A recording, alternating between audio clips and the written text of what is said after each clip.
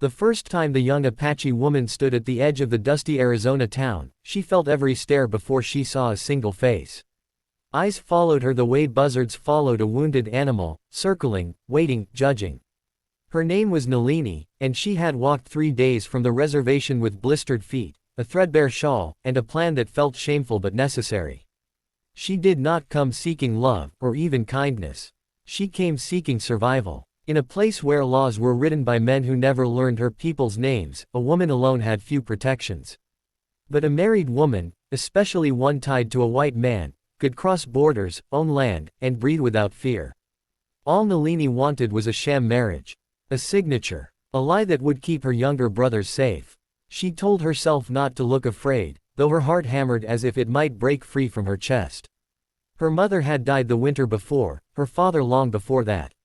The land they lived on was about to be seized, and the agent had made it clear, without a proper arrangement, her family would be moved again, farther west, farther from what little they still called home. Nalini had heard stories, whispered, half true, of arrangements made in towns like this. Marriages of convenience. Cold deals struck between strangers. She hated the idea, hated what it said about the world, but love did not keep children fed. Paper did. The saloon doors creaked open behind her, spilling out laughter and the sharp smell of whiskey. Cowboys leaned against posts, boots dusty, faces roughened by sun and disappointment. She saw the way some of them smirked, how others looked past her as if she were already invisible. She almost turned back then.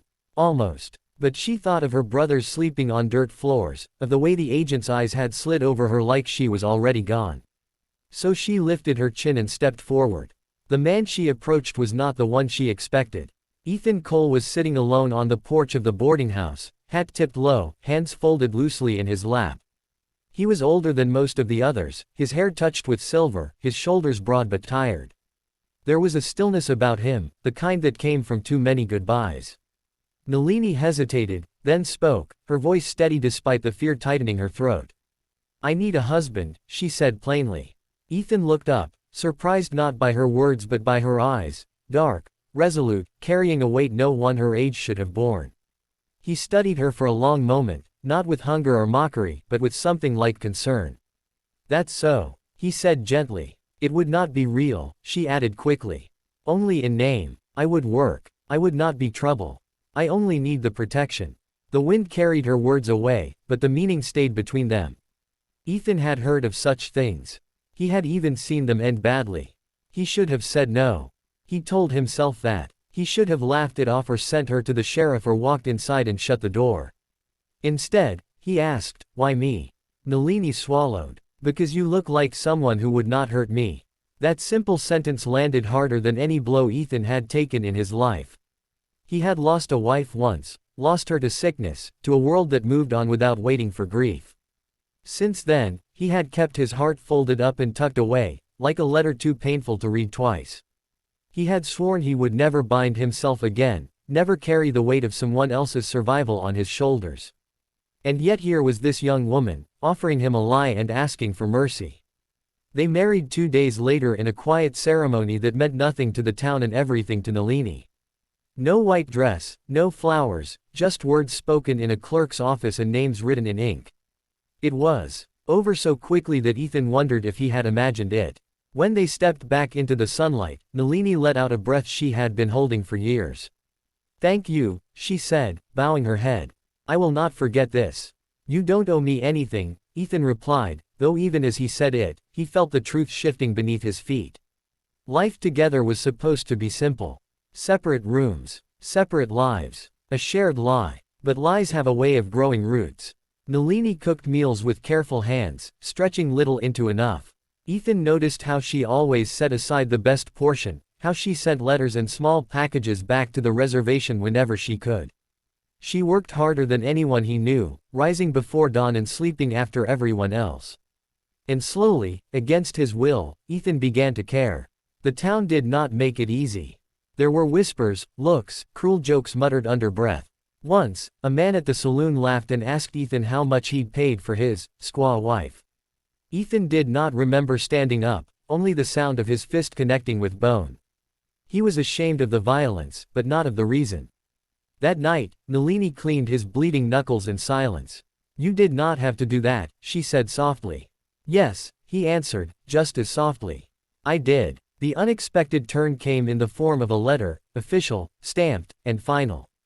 The land Ethan worked was to be sold. The boarding house would close. The fragile stability they had built cracked in an instant. Nalini read the words twice, her hands trembling. If Ethan lost his claim, the marriage would no longer protect her family.